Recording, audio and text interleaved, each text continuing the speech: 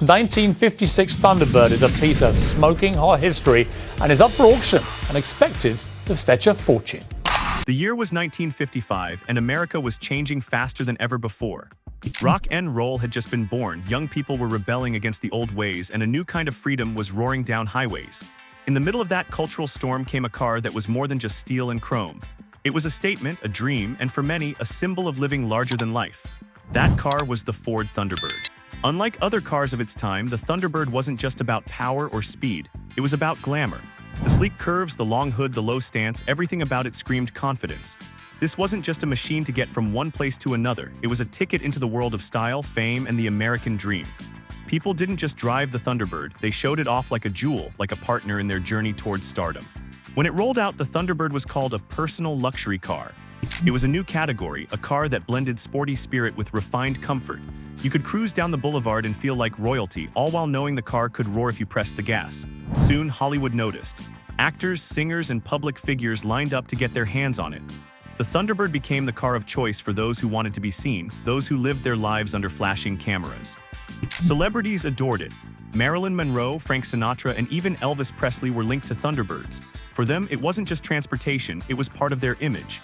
A Thunderbird in the driveway meant you had arrived, that your life was touched by glamour.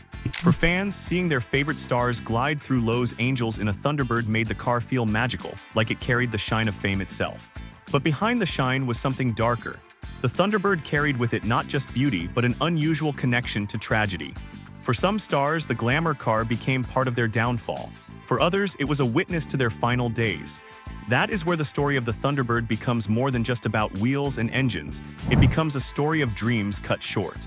Take the story of actress Grace Kelly, a woman adored across the world, a Hollywood legend who became a princess. Though not in a Thunderbird at the time of her accident, she had once owned one and adored its elegance. Fans often connected her love for glamorous cars with her untimely end on a winding road. The Thunderbird became linked in people's minds to the fragility of life at the top, a reminder that beauty and fame could not protect anyone from fate. Another tale surrounds the haunting death of actor James Dean.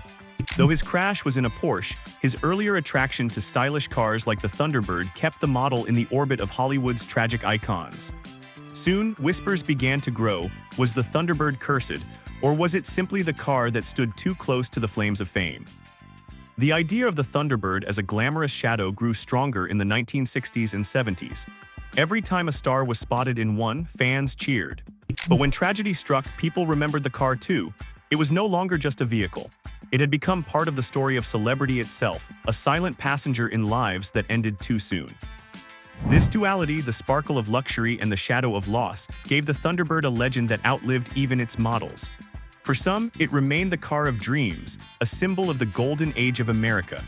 For others, it was touched by sorrow, forever tied to the broken lives of those who once drove it.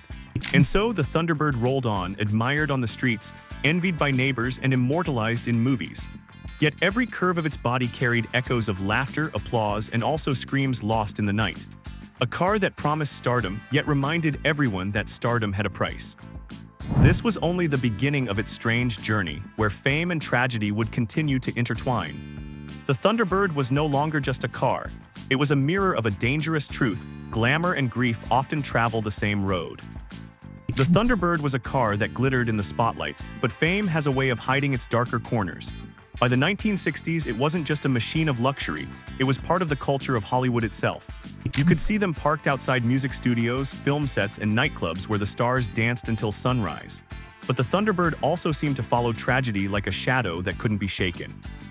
One of the most haunting stories involves Marilyn Monroe. She was the ultimate icon of glamour, beauty, and mystery. Photographs of her with a Thunderbird still circle today, the image of perfection wrapped in chrome. But Marilyn's life was not perfect. The same luxury and fame that gave her the world also crushed her from the inside. When news broke of her sudden death in 1962, the Thunderbird was remembered as one of her favorite cars. For many fans, it became more than just a vehicle. It became a reminder of a star who burned too bright, too fast. People began to whisper that the Thunderbird carried a strange curse, that those who loved it most would meet early ends. The rumors only grew stronger when other celebrities who had shown their love for the Thunderbird also faced tragedy. Some were accidents, others the heavy cost of fame. The car became more than just metal and wheels, it became a silent witness to lives unraveling. Each story added to the car's legend, and slowly people stopped seeing it as just glamorous.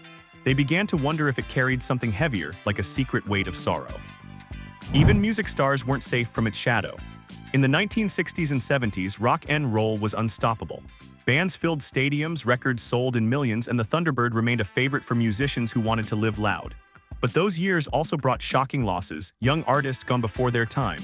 When fans saw pictures of those same artists smiling behind the wheel of Thunderbirds, the connection grew. The Glamour car seemed to be parked right at the edge of tragedy, again and again. But it wasn't just about death. The Thunderbird also became linked to scandals, heartbreaks, and the messy lives of stars who couldn't keep their fame under control. One broken marriage, one broken career, and somehow the Thunderbird always seemed to be close by. To the public, it almost felt like the car represented the dangerous dance between shining in the spotlight and falling into darkness. Hollywood itself seemed to play along with the myth. Directors often placed Thunderbirds in films as symbols of freedom and beauty, but also danger. The car became a character on screen, reflecting the very real stories off-screen. A star could drive into the sunset in a Thunderbird, but audiences watching knew too well that in real life, many of those stars never got their happy ending. And yet the strange thing was, the Thunderbird's legend only made it more desirable. People wanted it even more because it carried that mix of glamour and danger. To own a Thunderbird was to own a piece of the Hollywood story, a story of dreams, beauty, and tragedy.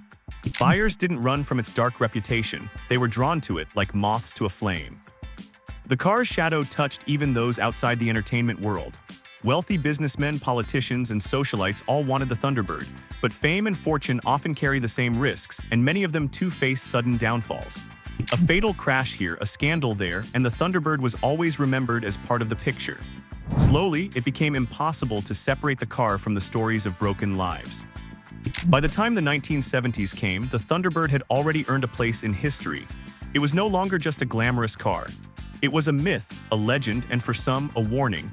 For others, it was a challenge, as if owning the Thunderbird meant proving that you could ride the edge of fame and survive. But history tells us that many didn't survive. The Thunderbird's story kept growing, chapter after chapter, name after name, star after star.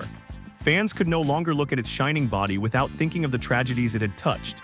Some said it was cursed, others said it was coincidence, but deep down everyone knew this car had lived too close to the fire of fame.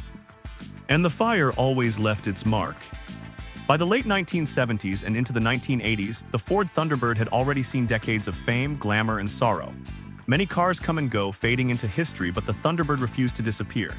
Each new generation of the car brought fresh excitement, yet the stories of tragedy never left. It had become something greater than just a vehicle. It was a living legend, one that carried both the sparkle of Hollywood and the chill of a ghost story. Collectors began chasing the Thunderbird not just because of its design, but because of its history.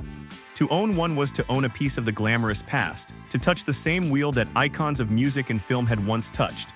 But with every glossy ad or showroom display, whispers followed. Was this just a car, or was it a curse polished into chrome?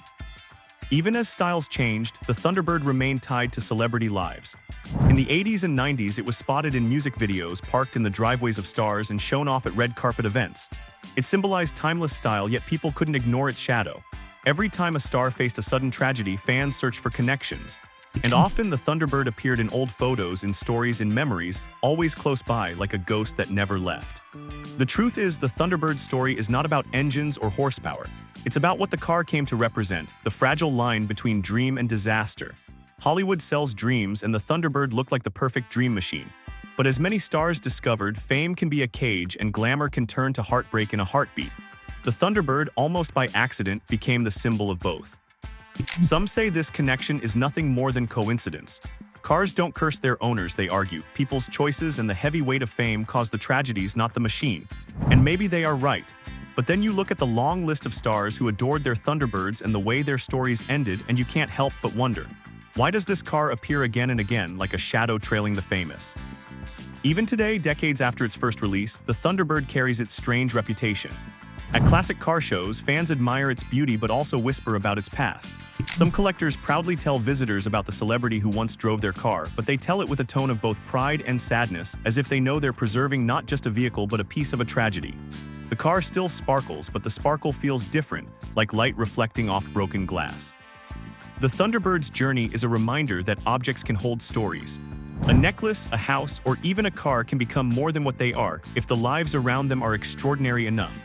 And the Thunderbird was always surrounded by extraordinary lives, lives that entertained millions, lives that inspired, but also lives that ended too soon. Perhaps that is why the Thunderbird still matters. It's not just a car from the past. It's a mirror showing us how beauty and darkness can live side by side. It reminds us that glamour has a cost and that the brightest stars often cast the darkest shadows. And maybe, just maybe, that is why the Thunderbird still fascinates us. We don't look at it only to admire its design, we look at it to feel the echoes of those who once drove it, to remember the voices that sang, the faces that smiled on the screen, and the stories that ended too quickly. The Thunderbird did not cause their tragedies, but it carried their memories. It became the stage where the drama of fame played out again and again. Even now, when one passes on the road, it's impossible not to feel something. Admiration, curiosity, maybe even a shiver, because this is not just a car. This is the Ford Thunderbird, the glamour car that shined under the spotlight but never let us forget the shadows it carried. The story does not end with one person or one tragedy. The story continues every time someone turns the key, every time the engine starts, every time the Thunderbird rolls into view. It continues because legends never die. And the Thunderbird, loved and feared, glamorous and tragic, will always be more than just a car. It will always be the mirror of fame, the dream on wheels that reminds us how fragile dreams can be.